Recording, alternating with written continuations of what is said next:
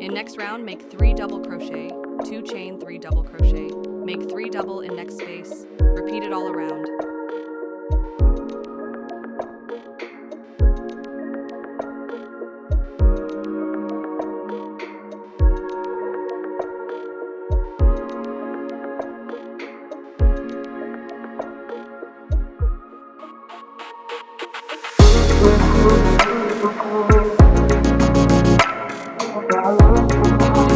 Next round also.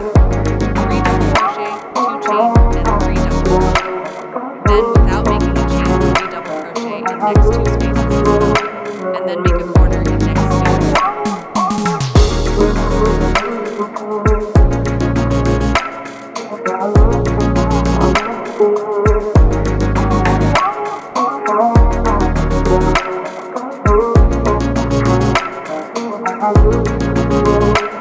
We will do the same for next round. 3 double crochet, 2 chain, and 3 double crochet. Then, without making a chain, 3 double crochet in next 2 spaces as well. And then make a corner in next space. Repeat the same process until you reach your corner. I have done till 7 rounds.